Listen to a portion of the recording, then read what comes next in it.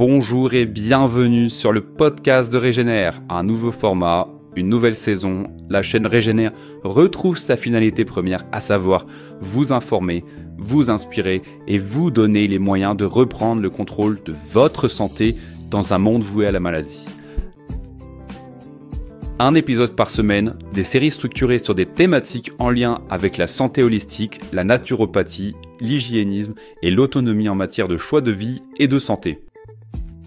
Nous vous l'avons promis, nous le faisons, c'est le grand retour de Régénère sous forme de podcast. Et aujourd'hui, c'est le second épisode de notre série dénommée « Dents, de l'imposture à la régénération naturelle » et nous allons explorer un sujet fondamental mais largement ignoré en médecine conventionnelle, les dents comme foyers infectieux globaux. Nous allons parler des traitements de canal et de la dévitalisation, une pratique récente en dentisterie qui consiste à laisser une dent morte en bouche. Cette approche pose une question essentielle, est-il réellement sain de conserver un tissu mort dans l'organisme ? Nous verrons dans cet épisode pourquoi la dévitalisation est une anomalie biologique, comment ces dents dévitalisées deviennent des réservoirs de bactéries pathogènes, l'impact de ces infections chroniques sur le reste du corps, les matériaux toxiques utilisés en dentisterie moderne pour combler les canaux dentaires et les solutions naturelles proposées par la dentisterie biologique pour retrouver une santé optimale. Alors préparez-vous à découvrir une vérité peu connue mais cruciale pour votre bien-être. Mais avant toute chose, toute l'équipe de Régénère voulait vous remercier pour l'accueil que vous avez réservé au dernier podcast de la série la semaine dernière. Nous savons bien que vous êtes nombreuses et nombreux à tenir à la présence et à la personnalité de Thierry, alors pour nous, la pression et l'enjeu pour ce premier épisode était important. C'est que c'est difficile de passer après le bourron, chef.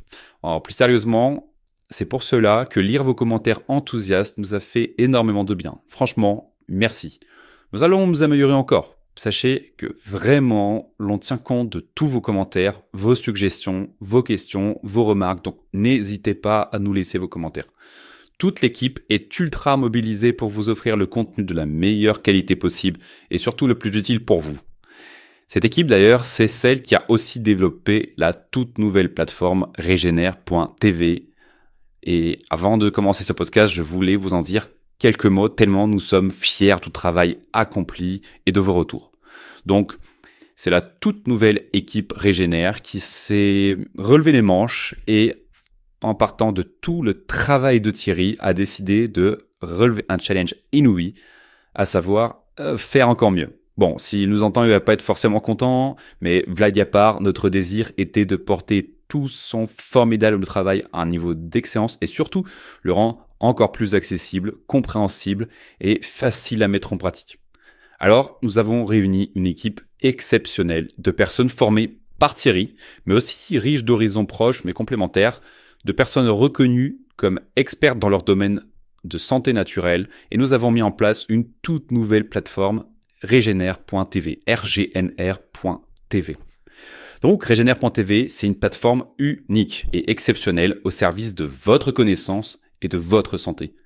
Des parcours, des formations, des podcasts, un espace forum, des vlogs en lien avec le centre de la régénération, bref, c'est un univers incroyable qui vous est proposé et vous êtes déjà nombreuses et nombreux à l'avoir rejoint.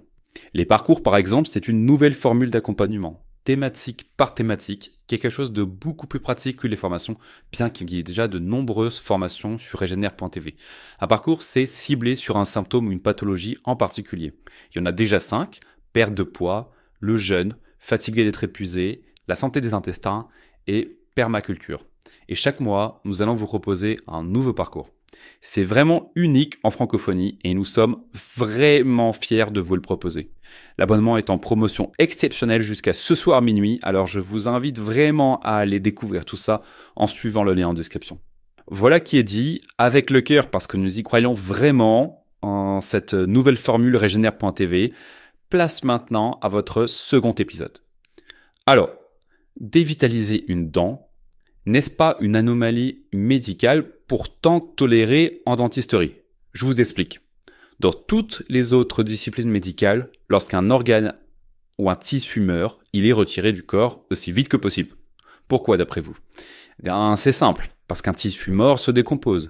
attire des bactéries et déclenche une réponse inflammatoire qui peut devenir chronique ou délétère pour l'organisme.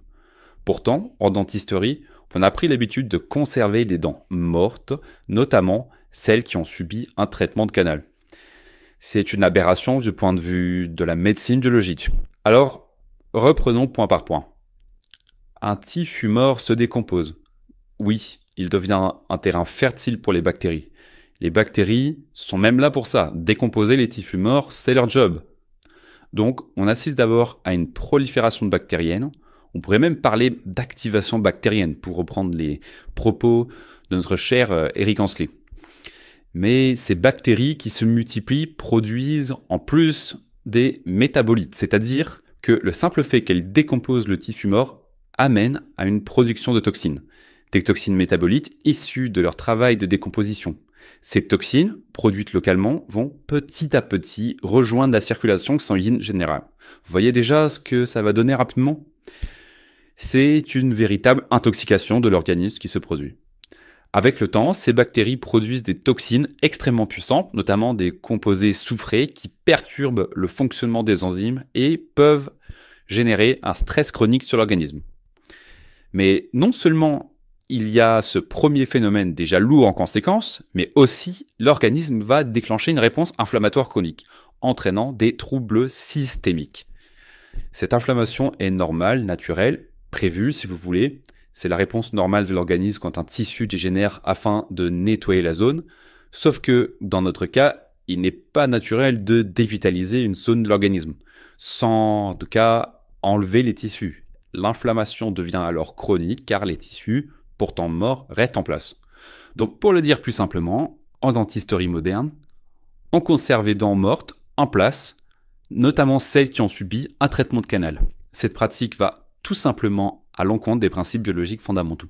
On ne peut pas le dire autrement, c'est une aberration sur le plan biologique et même sur le plan du bon sens.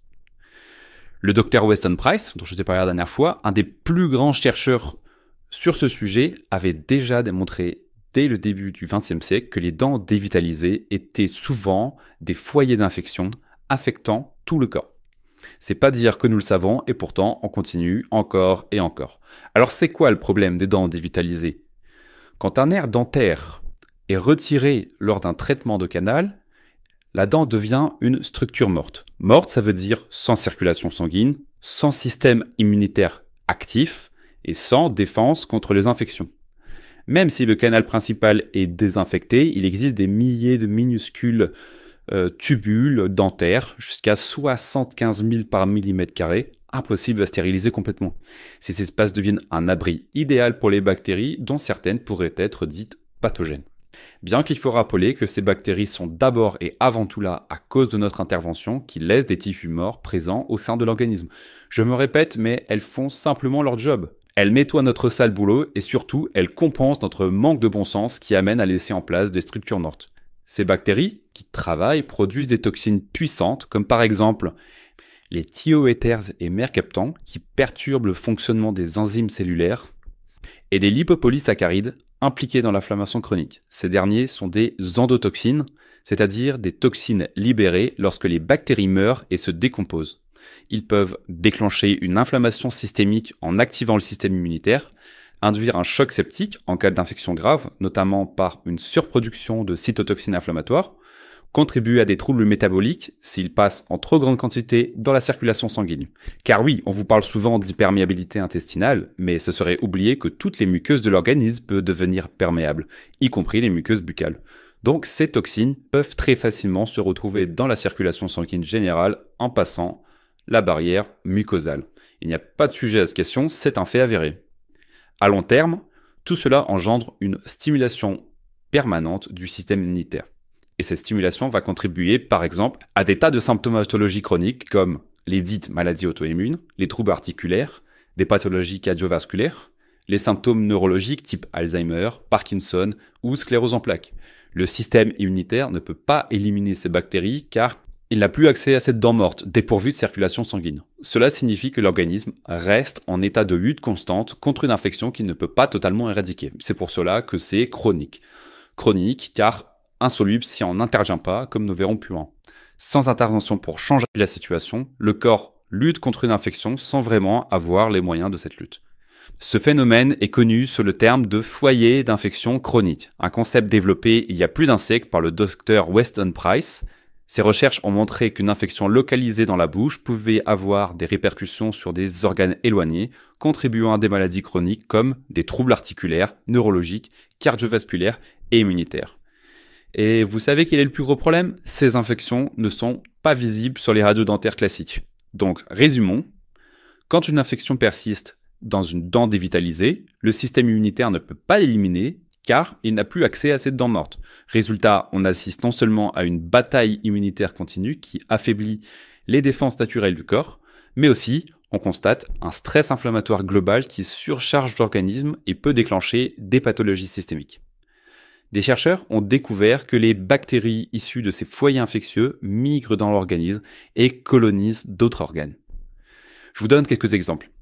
Des streptocoques dentaires ont été retrouvés dans les plaques artérielles des patients souffrant d'un fractus.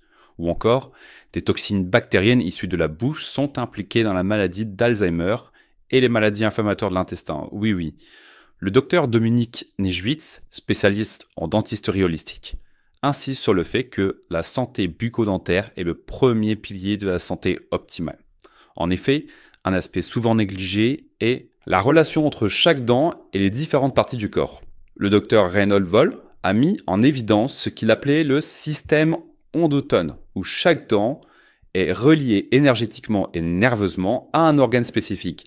Par exemple, une infection sur une molaire peut influencer l'état d'un organe digestif, tandis qu'une dent infectée à l'avant de la bouche peut perturber le fonctionnement du cœur ou des poumons. Cela signifie qu'une dent dévitalisée et infectée peut engendrer des dysfonctionnements à distance sans que le patient n'en fasse immédiatement le lien. Mais comme si cela ne suffisait pas, je vais devoir maintenant vous parler des matériaux toxiques utilisés lors des traitements de canal. Eh oui! Avez-vous déjà demandé à votre dentiste ce qu'il utilise pour combler les canaux des dents dévitalisées et avez-vous fait quelques recherches sur ces produits ? Eh bien, vous auriez dû. Pour le faire court, les matériaux couramment utilisés pour obstruer les canaux dentaires après un traitement endodontique sont connus pour leur toxicité potentielle et leurs effets néfastes sur l'organisme. Je vous en cite certains. Les résines époxy. Elles sont largement utilisées dans les scellants endodontiques et sont scientifiquement reconnues comme perturbateurs endocriniens pouvant interférer avec le système hormonal. Aussi le baume du Pérou et la colophane. Ces substances, présentes dans certains ciments dentaires, sont fortement allergènes et neurotoxiques, pouvant provoquer des réactions immunitaires et des troubles neurologiques. Encore, les formaldéhydes et l'eugénol. Bien que leurs propriétés antiseptiques soient recherchées en endodontie, ces composés sont classés parmi des cancérogènes potentiels, pouvant favoriser des inflammations chroniques et des dommages cellulaires à long terme. Comprenez bien que ces substances vont ensuite rester dans votre bouche. On ne parle pas d'une exposition ponctuelle, ces substances sont au contact de vos tissus dans le milieu intérieur. Et donc, comme on peut s'en douter, l'exposition prolongée à ces substances peut entraîner des réactions immunitaires et une contamination systémique, contribuant à un empoisonnement progressif de l'organisme. Alors voilà, encore un élément à charge contre cette dévitalisation dentaire, avec des vraies interrogations sur la biocompatibilité des matériaux endodontiques qui appellent à une vigilance accrue, et puis peut-être une petite attention de notre part et de celle des dentistes quant aux alternatives plus sûres disponibles. Ça va, vous tenez le coup ? Eh bien, mieux vaut savoir que vivre dans l'illusion, vous ne trouvez pas ? Même si le réveil est souvent très douloureux. Mais ne vous inquiétez pas, cette série n'est pas là uniquement pour constater le désastre, mais des solutions pratiques vont évidemment vous être proposées, n'ayez aucune crainte. Mais pour faire de changer, il faut quand même, à un moment donné, prendre conscience de l'erreur manifeste dans laquelle nous évoluons. Bon, alors, si vous êtes toujours avec moi, on va encore parler des cavitations, un fléau invisible en lien avec notre propos précédent. Alors, les cavitations ou ostéonécrose silencieuse de la mâchoire sont des zones de destruction osseuse mal cicatrisées après une extraction dentaire. Parce que, je vous l'avais expliqué dans le précédent épisode, souvent, malheureusement, le manque de réflexion en termes de santé dentaire, je vous le rappelle encore une fois, on pense en termes de réparation, pas de prévention, conduisent inévitablement à l'extraction, et c'est d'ailleurs quelque chose que l'on va évoquer un peu plus tard dans ce podcast, face à une dent dévitalisée infectée. On n'aura pas le choix. Mais il faut savoir quand même que cette même extraction n'est pas exempte de risques potentiels, et parmi ces risques, la cavitation. Donc ces cavitations, zones de destruction osseuse mal cicatrisées après l'extraction, peuvent elles-mêmes devenir une source d'inflammation chronique et de libération de toxines comme IL-1β, IL-6 et TNF-alpha, qui sont des cytotoxines inflammatoires. Il y a aussi RANT, qui est une chimiokine favorisant les douleurs chroniques. Là encore, des niveaux élevés de RANS contribuant à une inflammation systémique de bas grade sont observés dans les cavités osseuses mal cicatrisées, tout ceci pouvant, encore une fois, impacter la santé générale. Je dois rajouter que ces cavitations peuvent être là encore invisibles sur une radio classique, nécessitant des examens plus poussés comme un scanner 3D, l'ultrason cavito, technologie sans radiation, ou le test AMM-P8, évaluation de l'inflammation salivaire. Sauf que peu de dentistes sont équipés ou connaissent même ce test. Petit zoom sur la MMP8, aussi appelée collagénase des neutrophiles, qui est une enzyme libérée principalement par les neutrophiles en réponse à une inflammation. Son rôle est de dégrader le collagène de type 1, un composant fondamental du tissu conjonctif, notamment dans les gencives et les structures de soutien des dents. Donc vous comprenez pourquoi il est aussi intéressant de mesurer la AMMP8. Le test AMMP8 est utilisé pour détecter une dégradation précoce des tissus et évaluer l'activité inflammatoire, notamment dans le diagnostic précoce des maladies parodontales. En effet, la MMP8 est un biomarqueur clé dans la description de tissu parodontal. Des niveaux élevés suggèrent une dégradation accélérée des structures de soutien des dents, pouvant conduire à un déchaussement dentaire et à une perte de dents. C'est un test salivaire simple et pourtant très peu répandu. Donc résultat, ce qui n'est pas évolué n'existe pas selon la dentisterie moderne. Parlez de cavitation à votre dentiste, au mieux, il ne saura même pas ce que c'est, et au pire, il va vous traiter de complotiste d'extrême droite.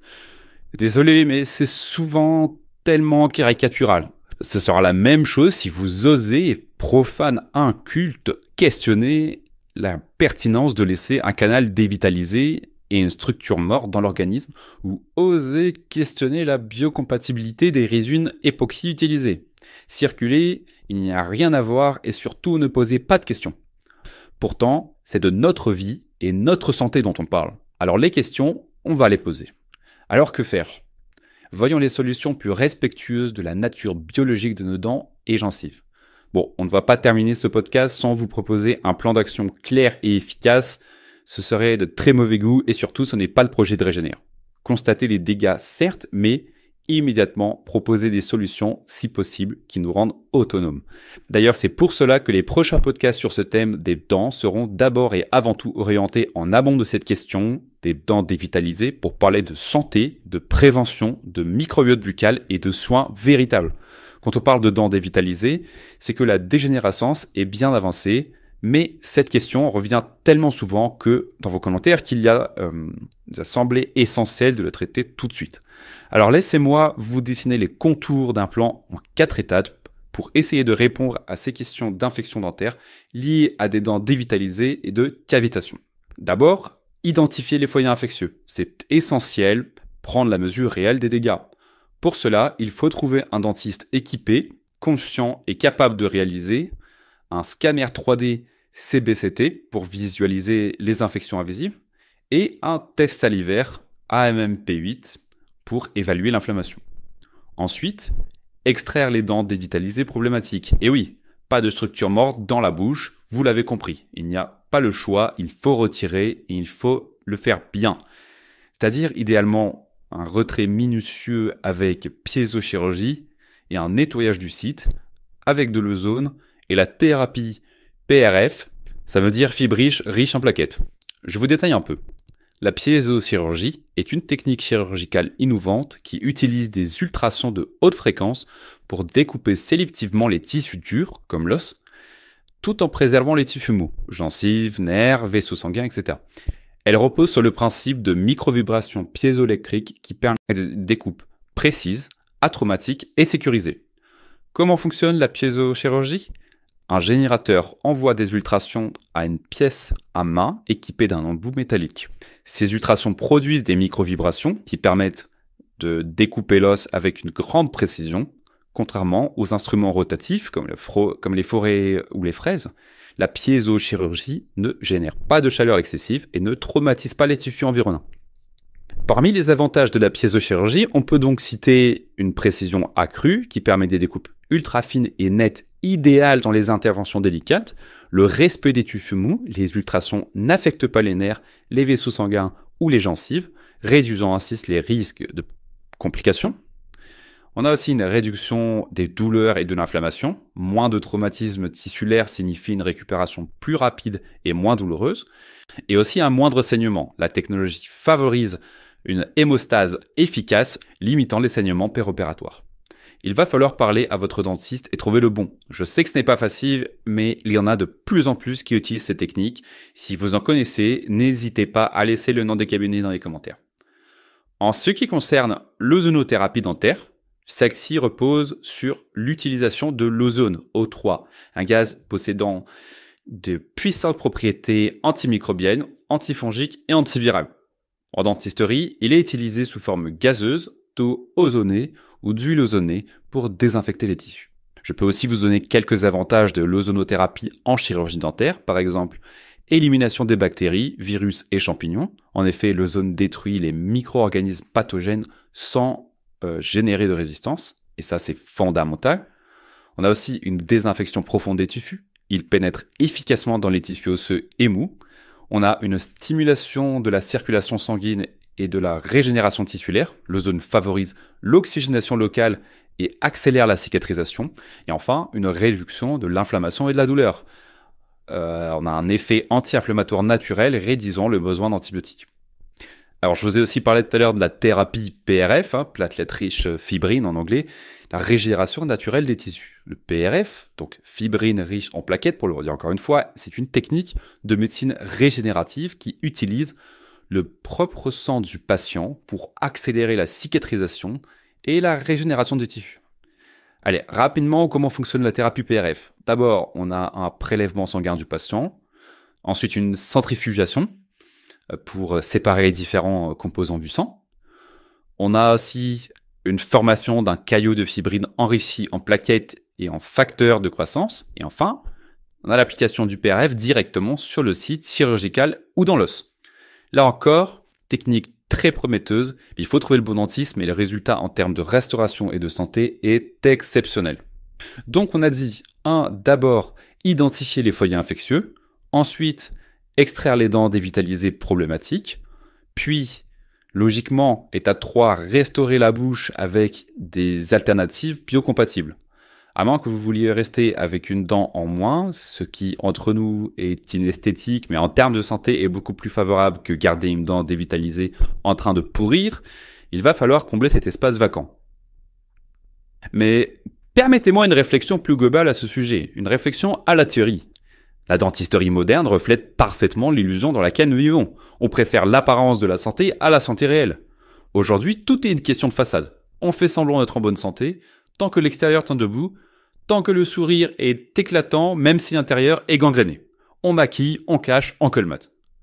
Plutôt que d'accepter une dent en moins ou de redonner à l'organisme la possibilité de se régénérer, on choisit de conserver une dent dévitalisée, morte, pourrissante à l'intérieur, simplement parce qu'elle est encore visible. C'est exactement la même logique que celle qui gouverne notre médecine actuelle, supprimer les symptômes au lieu de chercher la cause du problème. Une inflammation, on la masque avec un anti-inflammatoire. Une douleur, on l'anesthésie avec un antidouleur. Un problème chronique, on la gère avec des médicaments à vie sans jamais remettre en question l'origine du déséquilibre. Et pendant ce temps, le corps souffre en silence, privé de ses signaux d'alarme, de sa capacité de se défendre et à s'adapter. Il en va de même pour les dents. Une dent dévitalisée n'est qu'un morceau de matière morte, un cadavre logé dans la mâchoire, un nid de bactéries qui, peu à peu, va intoxiquer tout l'organisme.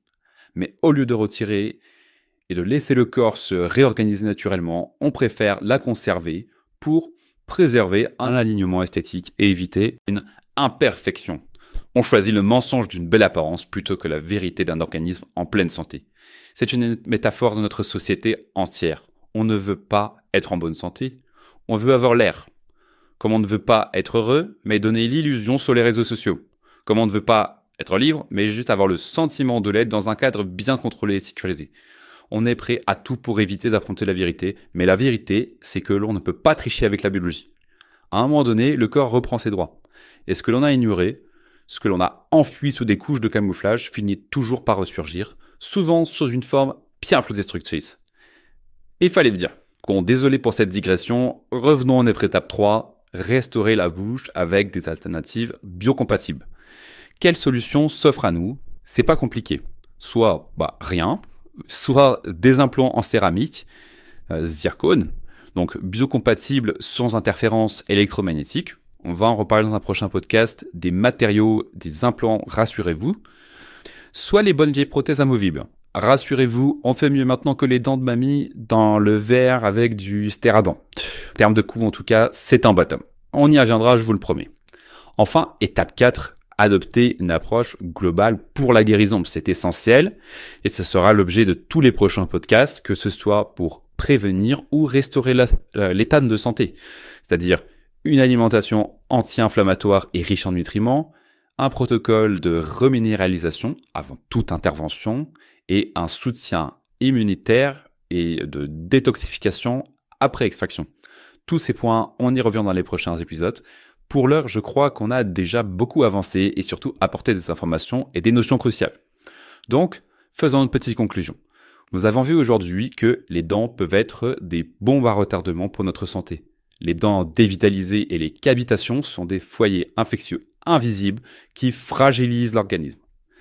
Si vous préférez la santé véritable à l'apparence de santé, il va falloir assainir tout cela. C'est possible, mais il faut faire les bons choix. Et j'espère que ce podcast vous y aura arrivé. Retenez surtout que si vous souffrez de douleurs chroniques, de fatigue inexpliquée ou de maladies auto-immunes, il est peut-être temps d'évaluer votre état bucco-dentaire avec un spécialiste en dentisterie holistique. Dans les prochains épisodes, nous parlerons des meilleures stratégies naturelles pour préserver la santé de vos dents et éviter ces problèmes. Si cet épisode vous a interpellé, partagez-le autour de vous et abonnez-vous pour ne rien manquer des prochains sujets essentiels pour votre santé. Et je vous rappelle, Regenia.tv qui devient une plateforme unique et exceptionnelle pour votre connaissance et votre santé.